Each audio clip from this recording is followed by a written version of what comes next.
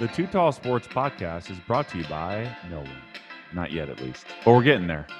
Today's episode is with my former pitching coach at Long Beach State, Doc, a.k.a. John Strauss. And he's now the pitching coach at Baylor University for the baseball program. He's been all over the country as far as mostly in California, but he's coached for 20 years, so he definitely knows the game of baseball. And just now I got my first coach on the show, so I think you guys will appreciate that perspective as well, coming from a college catcher to now a coach in a major D1 program. So I think you're really going to enjoy what he has to say about that. We talked some Lakers at the end. He grew up in L.A. He's a Laker fan, so of course we got to get that in there. But great guy, and I really enjoyed talking to him today. So John Strauss is my guest, and as always, you can find the show on social media at Too Tall Sports Podcast. You can find me everywhere, YouTube, Spotify, Apple Podcasts is best for subscribe, rate, and reviewing. That'd be awesome. 5-star, of course, every time you see it. And enjoy the episode, and we'll see you next time after this.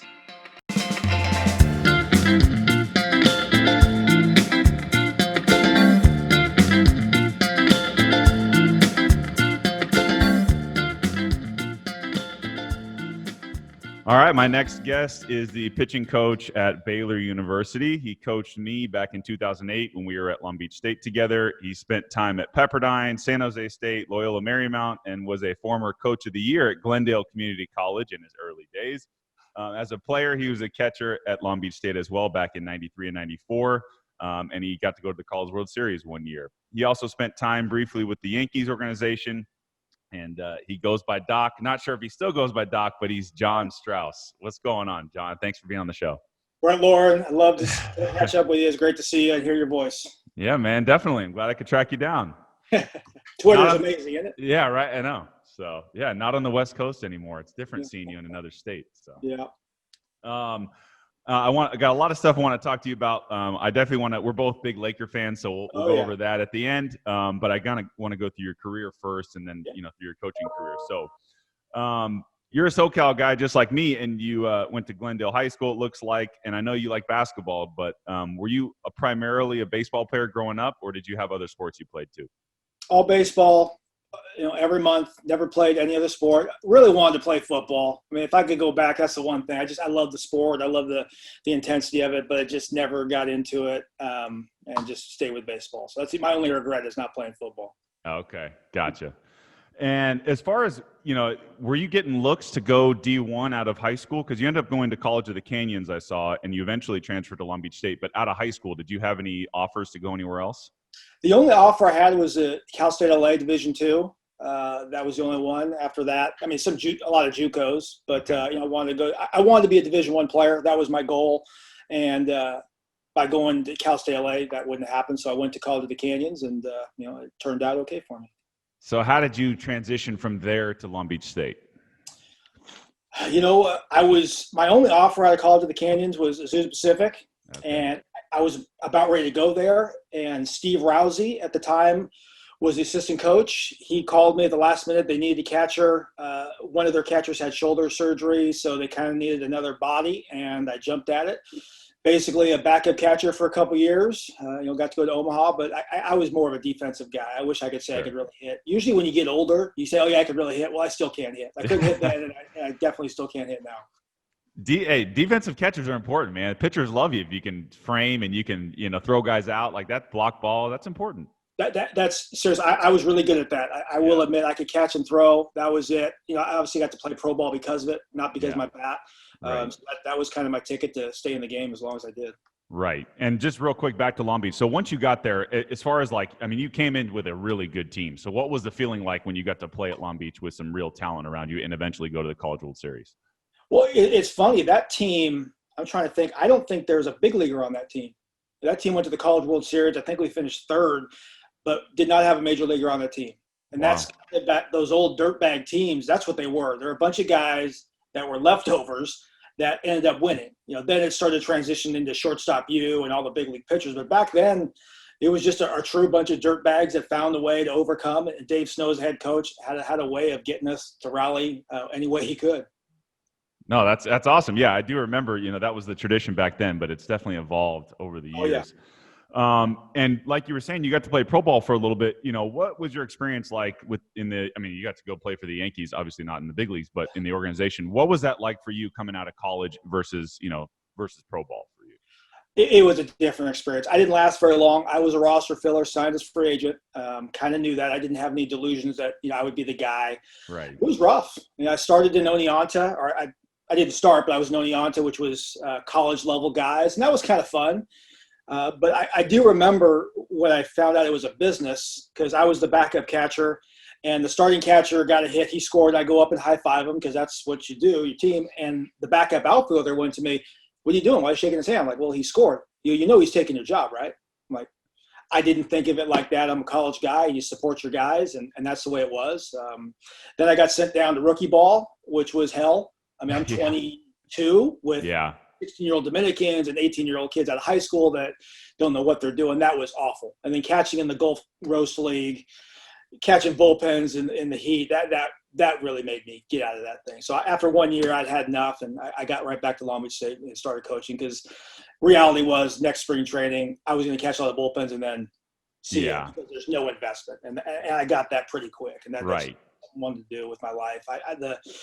Mark Newman, who was still, I think, in the organization, he had talked to me about coaching at some point. I just didn't want to coach in the minor leagues. I didn't want to be some other city. I would rather be closer to home and start a family. I had actually, my girlfriend at the time became my wife, and we're still married. So I think that was a pretty good move by me. I think you made the right call. Yeah.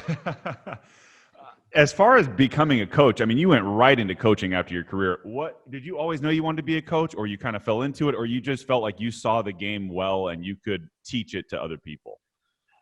It was first the opportunity. Snow had me come back and be the undergraduate assistant. First of all, I needed to finish my degree, number one, so I had to come back. And for about a year, 2 years, all I did is sit there right next to Dave Snow and listen to what he had to do. I work with the catchers.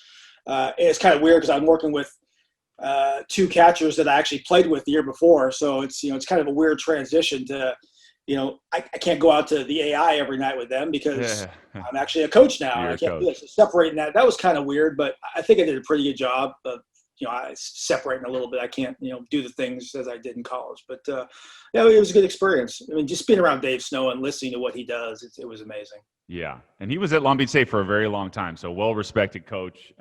He definitely had a lot of guys come through there that were really talented. So you got to coach, I saw, in the Cape Cod Summer League, which for those that don't know is a really good summer ball league for all the prospects that are probably going to get drafted really high the following year in college. And it looks like you won a championship there. So what was your experience like coaching in the Cape League, Summer League? I was really smart. My God, I could really coach. That was, as an assistant at Long Beach, I was working with the catchers, watching Snow call the pitchers and work with the pitchers. So I hadn't really done it yet. So it was my first time to actually go out there, and I get to run the staff, call the pitches. Not that hard when I had guys that I had in '98 when we won it. Kyle Snyder, who's the big league pitching coach for the Rays. He's from North Carolina. He was throwing 94, 95, which was fast back then. I know it's not fast now, but back then that was heat. Right. Jeremy Ward, Rick Kerr, we had unbelievable arms. So it's just basically, when I look back, I probably had less influence on it than I did. But back in the time, I thought, oh my God, I know what I'm doing. I got these arms. We're winning. But I look back and go, you know what? Just, you can't call the wrong pitch because all the pitches are. So my importance has waned over the years. But it was a great experience. Doing it for the first time was what was really big. Can I do it? Can I keep a staff healthy?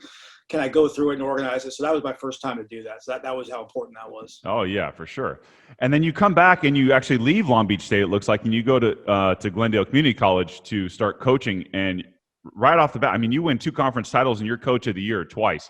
You start out really hot. What was that experience where you're the guy, you're no longer an assistant, you're now the head coach, and you're winning in short order? So what was that experience like for you? It was great. I didn't appreciate it when I was there as much as I do now, because my first thought is Division I, just like I said, as a high school kid. So I'm leaving Long Beach.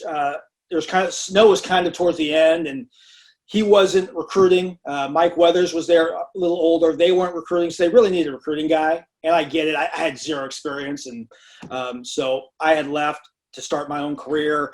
But every day I was there, I wanted to be D1.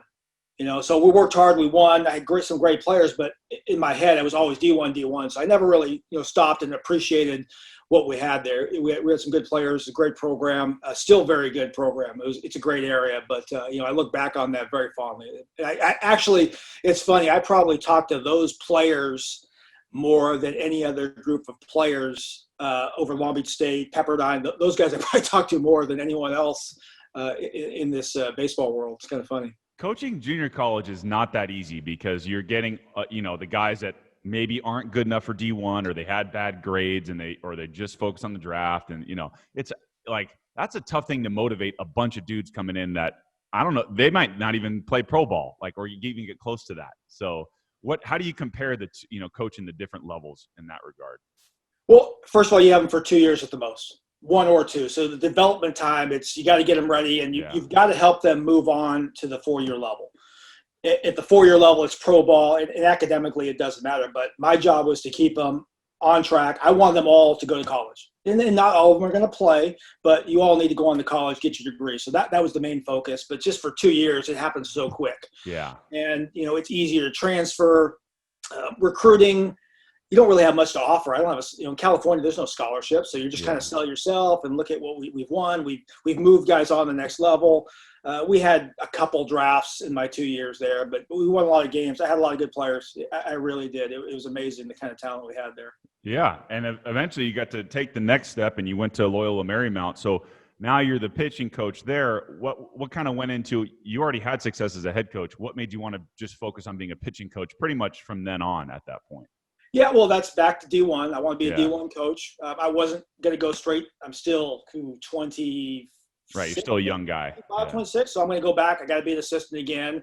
Pitching was my forte because back when I got there with Snow, after a year of catching stuff, he asked me, he goes, well, what are you going to do? You can't just be a catching coach. There's no future. So either got to be a hitting coach or a pitching coach, and you're always around me in the bullpen, and you're a catcher, so why don't you transition? So that's how the pitching part started. And then I got the job at Loyola. First year was not great. Next 2 years, we won our side of the conference. Didn't make a regional, but we had some pretty good teams, a couple high round picks. And, obviously the pitching side stuck to me, and that's what I stayed with, ever since. Yeah. And a lot of people probably don't know, it's a common thing for catchers to become pitching coaches or catchers to become managers, because I'm just guessing because they see the whole game, right? You're kind of the quarterback of the whole team basically. But as far as you working with pitchers, how do you feel like being a catcher? Obviously you get to see all the spin, you get to see hitters where they are in the box. Are those some of the things that make you successful as a pitching coach? Probably. I see the game differently. Being a catcher, there is offense involved when you're also a hitter, so you can kind of see that side. Maybe some of the things that are more important to me. To me, the perfect inning is 3 pop-ups. For me as a catcher, I want 3 pop-ups because I don't want to be back there very long. It takes 3 pitches. There's no defense being played, where your probably perfect pitching inning is 9 pitches, 3 strikeouts, right? I would say or 3 ground balls to right at somebody. Yeah. If you want ground balls, that's 3 pitches. Yeah, I think most guys want to strike out. And right. Yeah. Calling the game, I think I've evolved over the years. I think I've gotten pretty good at it. I still, I still call the baseball game because I just have more time to do it. These guys in college don't have the time. Now you're in pro ball, whole different world. That's all you have, especially as you're working up to a start. But I just see it differently. But over the years, early on, a challenge because this guy's a catcher. You're going to go play for a catcher. But I think I've been doing it long enough that I think that's subsided. And I've been working with pitchers there's a ton of managers that were former catchers, like Joe Torre, Joe Girardi, like all these dudes that were former catchers that were Mike Scioscia, guys that, I think it's a common thing to see in Major League Baseball. Back to, I want to real quick, because you mentioned calling pitches, in college, it's hard to trust a young, 19, 20, 21-year-old to call a game. But eventually they're going to call their own game in pro ball if they get to that level.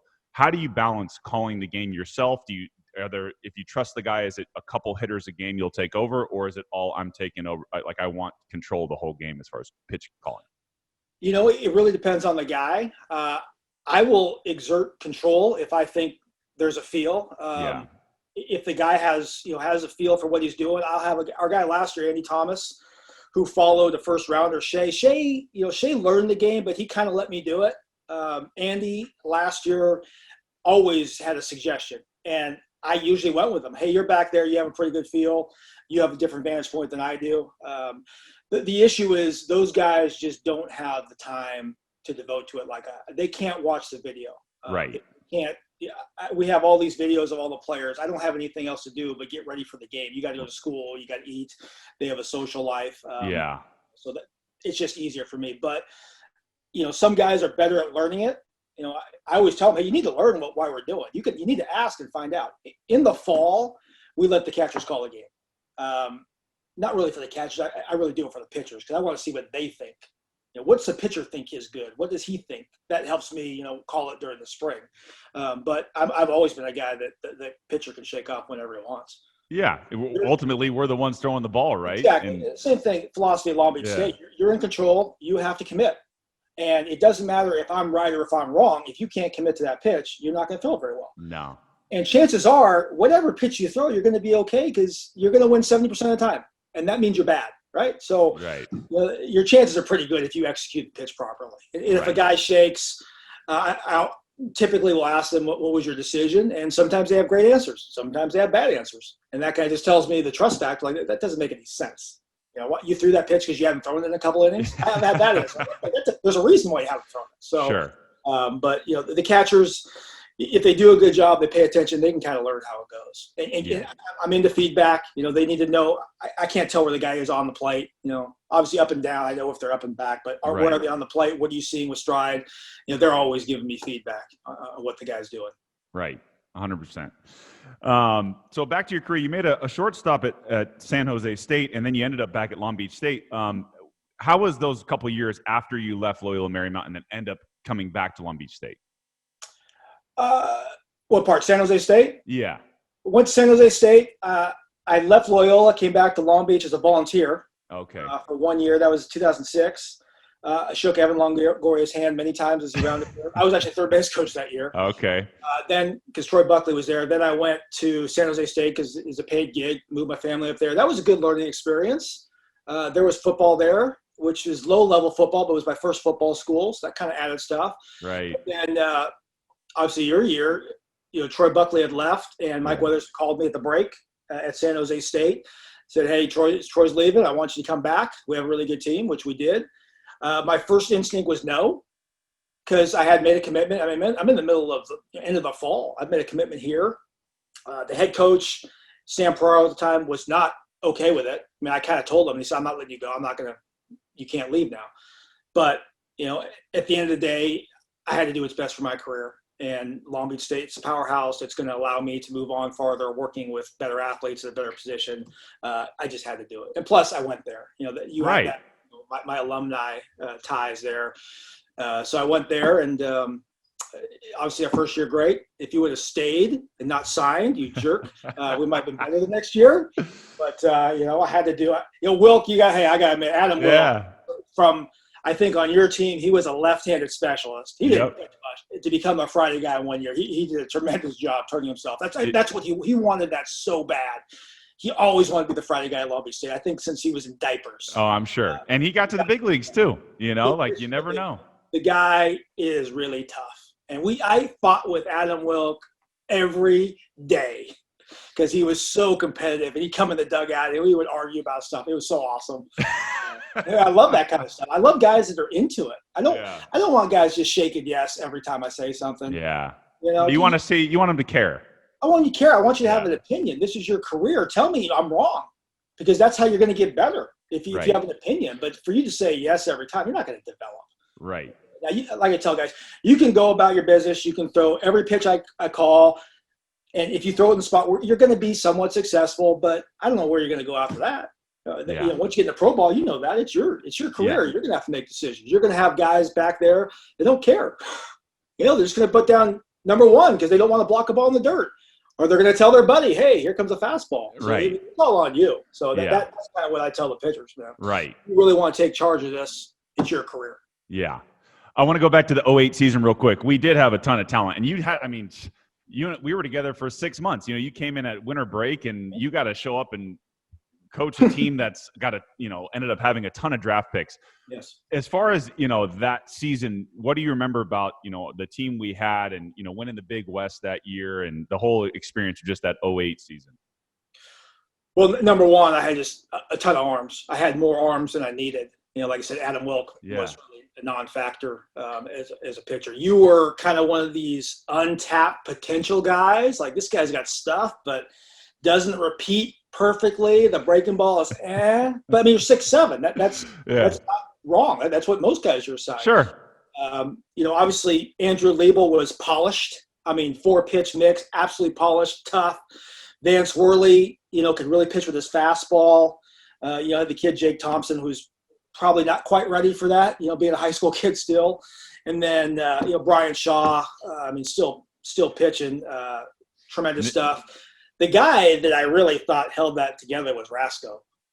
Dustin Rasko, who didn't have any stuff but had unbelievable makeup and found a way to help us in the bullpen. And, Nick Vincent, who's still pitching. Still pitching, yeah. He was really tough. So we had a bunch of tough guys with really good stuff. When you have tough guys with plus stuff, you're going to win a lot of games. Because you can have tough guys with no stuff and actually be successful, but you can have guys with stuff that are not tough and they're going to be really bad. So I think we had the right combination. And then kind of when you start figuring it out at the end of the year is really what made our rotation one of the best in the country. Yeah. We just fell into a trap, unfortunately, in the regional. And I want to talk to you about that because now that you're in another state outside of California, maybe you can speak to this with playoff experience. Do you think there's something to the committee always? I mean, we had 4 West Coast schools, good ones in our regional, and Fresno State, as you remember, ended up winning the College World Series that year. But a lot of these East Coast and maybe South teams don't have to deal with that kind of heat in the first round. Do you think there is something to that where they're trying to pin the West Coast teams against each other? Well, first of all, there are regionals, right? So they're supposed to regionalize it a little bit. The second part is finances, where hosting a regional costs money. Therefore, in California, you just don't have the resources to host that many teams. So out here, when you have more money, Power 5, there's more money, it's more spread out. You can do that. But, when you're in California, you have, we're hosting, we won the Big West, which is, a really good conference. I don't care if it's Power 5 or not. It's a legit conference, especially back then, because Fullerton and Long Beach have kind of had some ups and downs over the last years. But back then, Fullerton was legit, and so are we. Then you have, University of San Diego with Brian Mattis, big leaguer, who won their conference, the conference champion. Then you have Fresno State, who wins the national championship, but they won their conference. There's something to be said about conference champions. Yeah. And then you had Cal, who might have been one of the best teams in the country. I mean, seriously, they didn't win the pack, but at that time they were legit. So that's our regional, which is ridiculous. So what's funny about that, we've been here 6 years. This is our 6th year here at Baylor. Last year, obviously, nothing happened, but we went to 3 regionals when we got here. The second regional, we went to Stanford from here at Baylor. We had to go to Stanford, which, really. Our kids were excited because they're Texas kids. Stanford, cool. Stanford, number one, is legit program, but the atmosphere at Stanford is not quite the atmosphere at Texas Tech. Right. So, Coach Rodriguez and I, I've been to a Stanford regional numerous times. It's really quiet. It's really hot down there in Sunken Diamond, and you're facing an unbelievable team, but the atmosphere isn't great. So that wasn't great. Now, 2 years ago, our last regional, they show up. We're going to UCLA, and you couldn't see a team that was more deflated. Like, really, again, we're going out to the West Coast. Once again, UCLA, legit, but you've been to UCLA. There's no fans there. It's also pretty small. So that it kind of takes the luster out of it that we were sent out there. Like, do we have to go to the West Coast every year? Can we go to LSU where they're yelling at you and you get the experience? That's kind of what you want. But it's just a lot of it's money driven. The bigger Power 5 schools are going to host the regionals, and they're trying to save some money by bunching up the California schools. And when you see Long Beach State and Fullerton in a super regional a couple of years ago, that's kind of ridiculous because both those schools should be in Omaha. But it's the way it is. Until they seed it 1 through 64, like they do in basketball, that's what you're going to get. And I don't know if that'll ever happen. But that's the only way to do it fairly. No, that makes sense. So you end up, after our year and then one following, you end up leaving to go to Pepperdine, and you spend a lot of time at Pepperdine. what do you remember about, being there? I mean, you're in Malibu. It's a great, not a bad place to be. But you spent, more time there than you had before at any other school. So how was your experience at Pepperdine? It was great. I mean, what a great place, great people. I mean, you've pitched there before. Yeah. I don't know if you pitched there, but you've been there. It's just unbelievable setting. You look at the ocean, you just like being there. The staff there was unbelievable. Weathers was basically coming to an end. I mean, Weathers kind of told us, hey, this I didn't even know he was going to coach in 09. So I will tell you, Weathers in the summer before 09, he told myself, Andy Rojo, and TJ Bruce, the staff, that he may not be coming back. So it's like, number one, I don't know if I'm getting a job. And we all kind of thought Troy was going to come back anyways because he was just biding his time. So I was a little worried and plus if Troy's the head coach there, a pitching guy, I'm a pitching guy. It doesn't really work anyway. So right. I'm not going to really fit in this staff. So Steve Rodriguez called from Pepperdine. I love the way they played. I always thought they were dirtbags. They played really hard. They were really good, kind of the same kind of baseball we were used to playing. And it wasn't that hard to make that decision to go there because of what I liked, and also security. I have a job. I want to make sure I have a job. So the only regret is that I lived in Long Beach, and I took the job at Pepperdine, and I still lived in Long Beach. Oh, wow. So I drove from Long Beach to Malibu for 6 straight years, and that was awful in LA. So that's the only regret is I didn't move. But I had to move to Waco, Texas, so I could actually move closer to my work. Right. You couldn't drive from Long Beach. So you were at Pepperdine for a while, and then Steve Rodriguez gets the job at Baylor all of a sudden, and you decide to go with him. So how did you? I mean, you had never coached outside of California really before, and you have a family now. You got stuff that matters. How did you decide, like, okay, Baylor's going to be a good fit for me? Well, I'd been here before. When I was with Loyola, we played out here, 3-game series. When I was Pepperdine, we came out here and played. So I knew the facility was great. We knew the resources. It's Power 5. Yeah. There is starting to become a divide. It's harder for smaller schools because of the finances that are involved in Power 5. So right. To think that we could take our game to a Power 5 with resources and be able to do the things with our guys that we just couldn't do, just financially with nutrition and analytics. We just didn't have those resources at Pepperdine. Not that we didn't want them. There just wasn't the funds for it. We didn't have lights, which becomes a serious disadvantage. You don't know it until you actually go, play all weekend, and then all of a sudden the next Tuesday you go to Blair Field and you can't hit, and you're upset with your guys. Going, how come these guys can't hit? They're horrible. Well, you're under the lights. They don't. We haven't been in the lights in weeks, so that became a disadvantage for us. But just the opportunity to be a Power 5 with a school with resources, and to work for Steve Rodriguez, who I love working for, all those put together. And, I brought my family out here, and we love it. No, that's awesome. That's good you were able to make that move. And, you've coached at a lot of places. So, I hate to say, like, this is it or whatever, you want to be here long term. But, it's a common thing for coaches to move around a lot. Do you feel like at this point this is hopefully a long-term thing? I hope so, man. We're here in year 6. I've been working with Steve for 12 years. I have a senior here at Baylor, and I have a freshman here at Baylor. So I would think at least I got hopefully 4 more years. There you go. I like coaching. I like being a pitching coach. Will I ever be a head coach? I don't know. I mean, when I was younger, I need to be a head coach. Right now, I like what I'm doing. I like who I work for. There are obviously some things associated with a head coach that are not fun. I mean, as my boss can tell you, there's things you got to do that you don't want to have to do. So he lets me, do what I want to do with the pitchers. He trusts what I do. So I have no problem being the pitching coach. It really doesn't bother me. Now, right. If something came up as a head coach that made sense, I obviously would consider it, but I really haven't pursued much. I like what I'm doing. Sure. And I want to just talk about Baylor for a second. They had some scandals back in the day with the football program a few years ago, and you guys had just gotten there. So not to dive into any of their stuff, but obviously the university took a big hit, nationally. So how did that affect the baseball program and you and just kind of the program in general? It seemed like it was rough because we got here our first year and Baylor had a few, like 4 years that weren't very good. So we hadn't won, new staff. So we first got here, there was some excitement, new staff, let's change it around. And then, obviously that came out right at the end. We're in the Big 12 tournament. That came out first year. And and we weren't very good, so we had a bad year. So that summer, it seemed like it was a little hard because the stigma with Baylor, plus our baseball program hadn't won. So it was kind of hard recruiting guys. There was a worry at that point, or you're going to get the death penalty. The Baylor's not going to have athletics. We didn't think that was going to happen, but other schools probably spread that a little bit. Oh yeah. At the end of the day, the only thing we could do is take care of ourselves. Whatever happened with the other program was another program. It had nothing to do with baseball.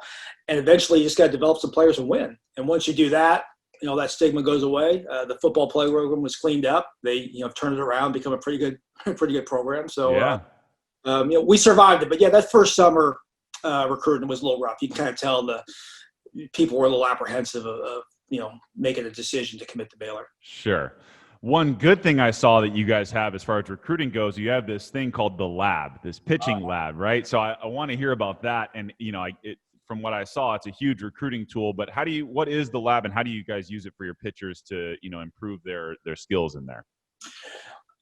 Every hitter has a batting cage, right? They have batting cage everywhere. Pitchers have a bullpen. That's kind of it. So there's nothing really extra for pitchers. Like when Marucci comes out here to give all our stuff out, the pitchers get a glove and then go away. And then the position players get the glove and the helmets and the bats, but the pitchers get nothing. So, our head coach Steve Rodriguez, it was his decision. We came out here to Baylor, and right behind the first base dugout, which is the visitor, there was a weight room, a huge hodgepodge weight room, which we really didn't need because we have really nice weight room. So he came up with the idea of a pitching lab, and I said, what a great idea, pitching lab. What's a pitching lab? what does that mean? What are we going to do? Yeah. So we spent a year trying to figure out, okay, mounds, got that, home plate, 60 feet, 6 inches. What else do we need? Cameras. Okay, yeah, where are we going to put cameras? No one really had them. I think Vanderbilt had something like it, but no one really had one. And now everyone seems to be investing. What kind of technology are we going to use? We got right a little bit before Rapsodo got hot. We were using Flight Scope, which wasn't working great in there just because of the distance we had from the catcher from behind. That wasn't really working. Then Rapsodo came out, and it was inexpensive, and it made sense. That worked in there. Our video system took years to figure out. We have the cameras. That was we have both sides, back of the pitcher and behind the catcher. That was fine, but the actual software couldn't come up with the right software. I had to assume that I would be in there with the pitcher all by myself. I don't have a bunch of team of managers sitting there. It's going to be me and the pitcher. So I wanted something that I could use, but I didn't want to spend my whole time, pressing record and pressing play while this guy's throwing a bullpen, and now I don't see anything. So finally came up. Exos is a company that does all of our cameras on our field that we have. They went in the lab and they made it so it would be like TiVo. That's what I wanted. I want all cameras running at all times, and while you're throwing your bullpen, I could go back and rewind. You go, hey, let's go back 4 pitches ago, and it always would capture. So that's what we have now. We have a 80-inch screen, which is a touch. It's a touch screen. It's a big iPad, is what it is. So It's big enough that you can stand on the mound and we can watch video without you moving. I don't want to walk somewhere because I hate losing the flow of the bullpen. There's a flow to bullpens. You got to throw and execute. But to sit down and spend too much time, I thought would really ruin the flow. Plus, with the NC2A, we have time constraints. We have hours that we have to. So if I go way too over, now we're losing opportunities. So I want something to go fast and work. So we got that, and that's works. The Rapsodo, very usable for guys that don't know anything. Very user friendly. It gives you the information that you need. So we got that all together. Then we had to figure out how to use it. Now, coming from Pepperdine, I don't know what spin rate is. I had no idea. I've never used Rapsodo, spin rate, great. So we had to figure out, what does it do? What do I do with it? Okay, you got great spin rate. Now what do we do? So after a year, kind of figuring out how to help these guys. We inherited a pitching staff, right? Didn't recruit one pitcher. It wasn't very good, to be honest with you, as far as stuff. We didn't have anybody throwing 90. I've been here in Texas 6 years. I can walk across the street and see a guy throwing 90. Yeah. Doesn't mean he's good, but they throw 90. But I had a staff of guys. So my first day showing up here, we're playing catch, and we have this little guy named Troy Montemayor at 5'9", 150 pounds, playing catch. And my first thought is, no wonder Baylor's terrible. This kid is on the team. This guy shouldn't be on any team, just based on the look. That's the first thing scouts, coaches look. And then we find out the guy's tough and the guy's got big time spin rate. So for a guy that throws 87 but has spin rate in the 2700s, that's unusual. That's some crazy differential. So we taught him to pitch up in the zone. For a guy that typically a guy 5'9", throwing 87, I would never tell him to throw a ball in the zone. Right. For years, I'd say you're too short. Throw the ball below the knees. You're going to get killed. Well, we figured out what his spin rate does. He had some deception. He had a great slider, and he had to be an All-American closer, throwing 87 spin rate. So those kind of things we had to learn to survive. I mean, it's about survival. We want to win. We don't have a minor league system to bring. We can't get rid of all these guys, so we got to figure out how to make these guys help us. And the spin rate, all those kind of technology, that really helped us get something out of these guys. Every one of you guys got something, or figure something out. If all you can do is find a breaking ball, then let's find a really good breaking ball. And now we know what their numbers are and how do we use their stuff. And that's kind of how it helped all of our guys. But without that kind of technology, probably you would cut guys like that. Or sure, I would tell him to keep pitching down the zone, and then he would get hit around, and I go, well, you're no good. Next. So that's kind of how the technology has helped us.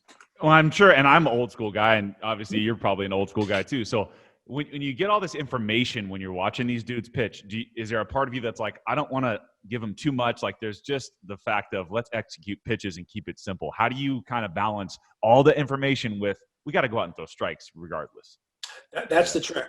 That's the magic right there, because you can be all tech or you can be all non-tech, but to marry that thing. Because there'll be times I'm in the bullpen, I'm watching the Rapsodo iPad, and you're not seeing what's going on. And I get caught like, I really haven't seen a pitch because I'm watching these numbers. I'm waiting for the numbers to pop up, and you kind of become a hoard of the numbers. Like, wait a second. At the end of the day, like I said, if you execute pitches, you have a chance to be successful. So regardless of whether some guys aren't into it because they think too much. It's just about, hey, I know your stuff, and I will develop a plan for you to where we're going to pitch. All right, you got high spin rate.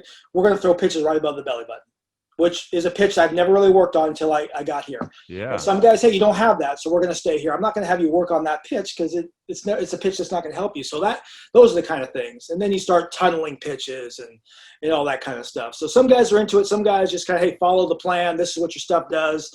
This is what you need to do.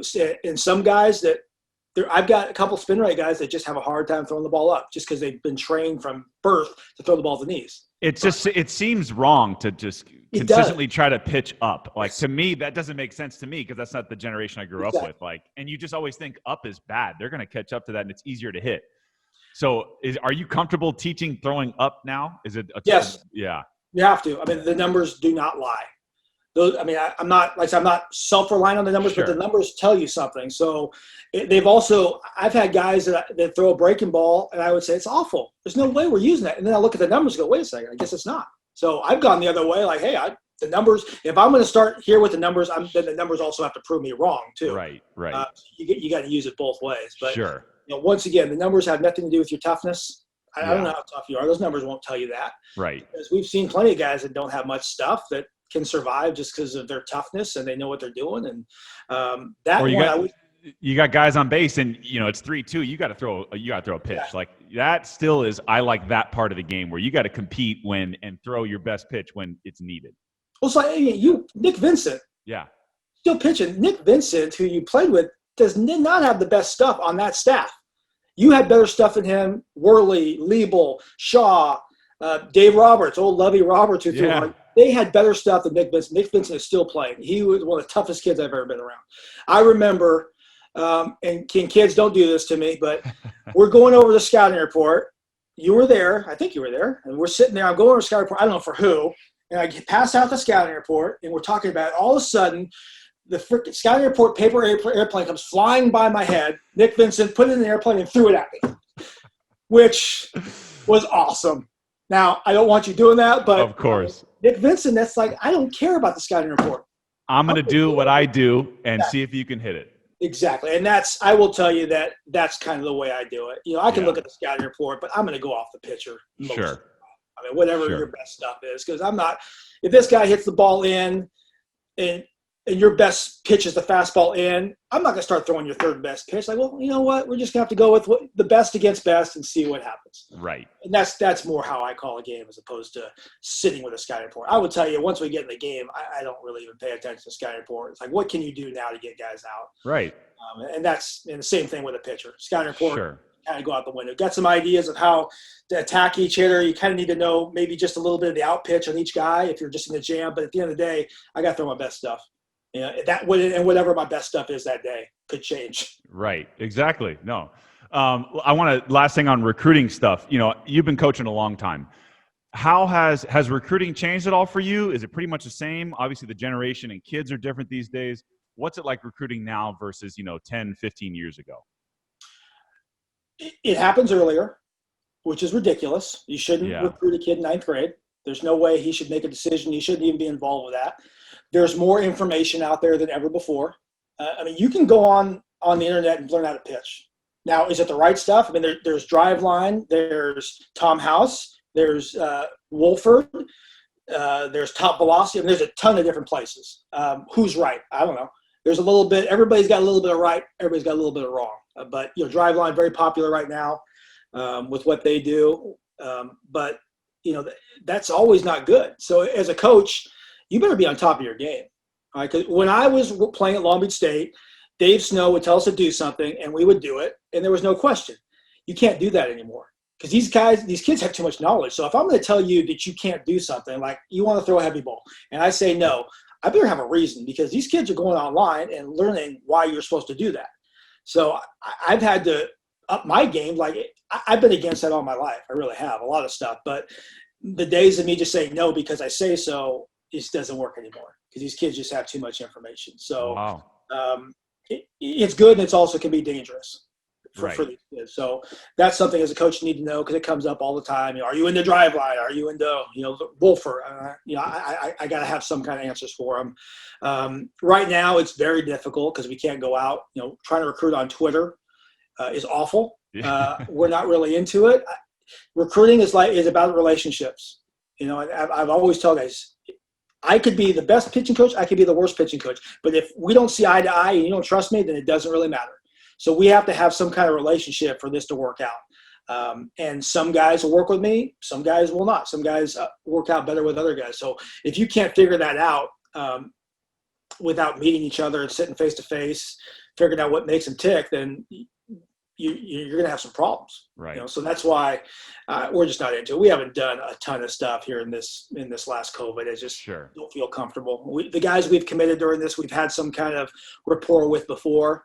But I get the name as 23. It's like, I don't see us committing them. I don't see us recruiting them right now. So he can call me all he wants, but until we can actually get face to face, it's not going to be that easy. I'm not real comfortable with that. Right. Some schools are though. So it's definitely a new generation of talking to kids. Last baseball question, just in general, you played on the West Coast, you grew up on the West Coast. Now you've seen other conferences. How do you compare the different areas, or is everybody, everyone's got good guys, everyone, has iffy guys, whatever. Do you see a difference like in Texas baseball versus California baseball, just in your area? Yeah, big difference. It's a little more swing away at this level. The lineups in the Big 12 probably a little deeper than they are on the West Coast. You're going to see a little more fastball oriented. You're not going to see as much cross count as you do on the West Coast. There's weather. Weather is a big factor because there's always going to be wind.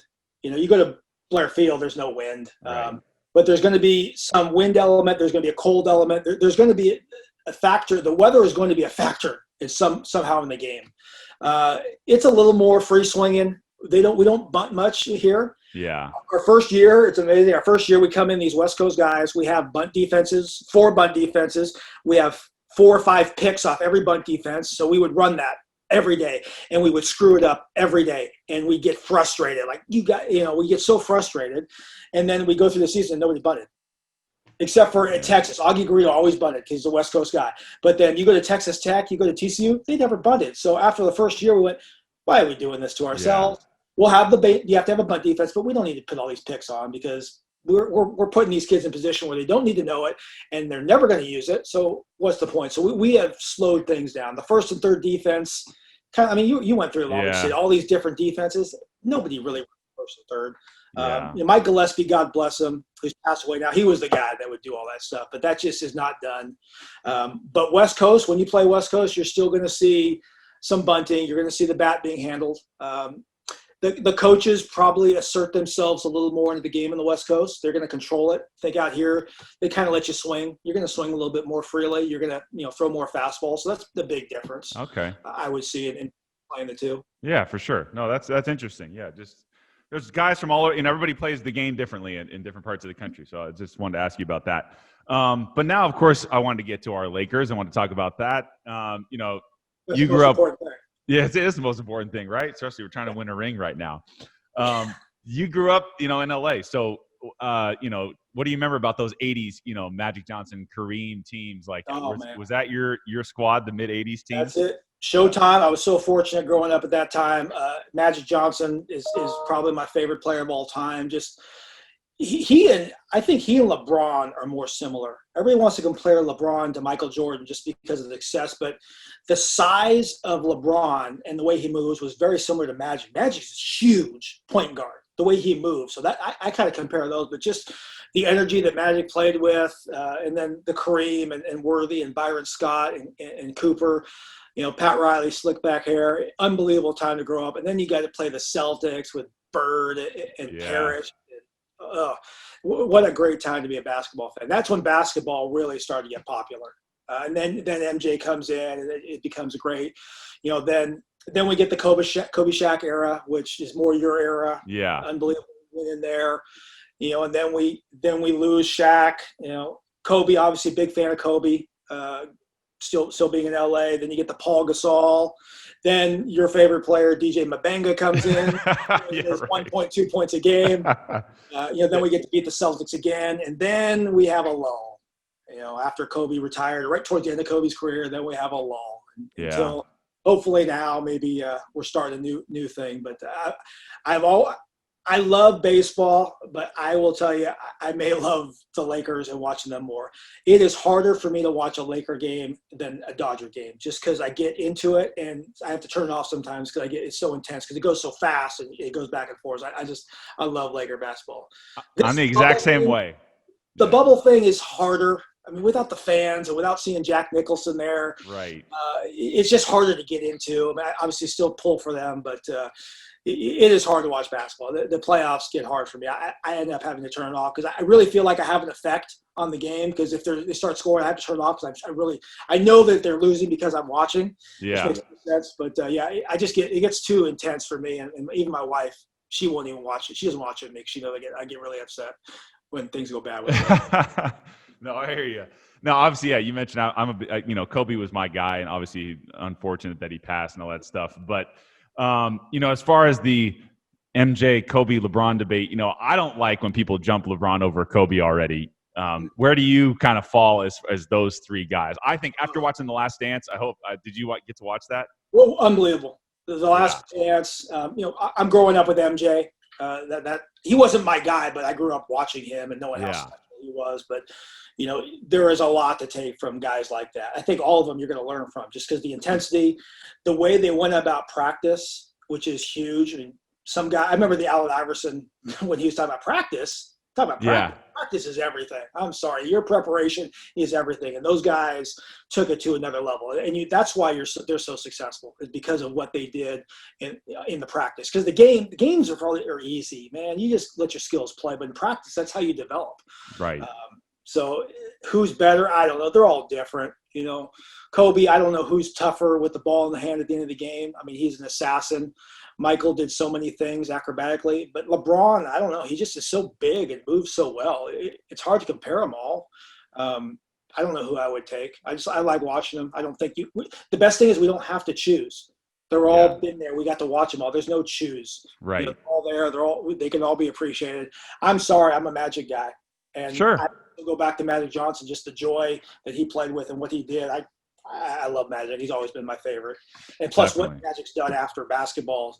See, I was at junior college when he came out with AIDS, and that was very sad because he was still playing all of a sudden, and nobody knew what AIDS was at the time. So everybody thought, oh my God, Magic's going to die right away. And that was a tough time when that happened, but obviously he survived that and has done some unbelievable things. Oh yeah, definitely. No, I definitely, he's one of the greats for sure. He does get overlooked as well too. So,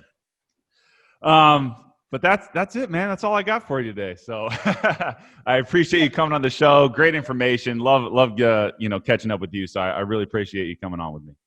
Brett, it's been great. I'm glad to see you on there. Saw you on Baseball America, and Yeah. glad I reached out to you. That's awesome, man. You're doing well. Thank you. I really appreciate it.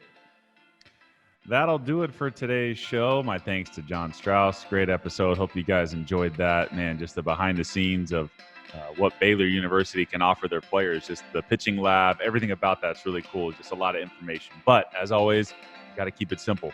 Can't let too much technology get in the way of just throwing strikes, as they say, or just competing out there. And that's what really sports is all about, is just competing with what you got versus whatever they got. So hope you enjoyed that episode. Once again, at Too Tall Sports Podcast. You can find me everywhere. Please subscribe, rate, and review.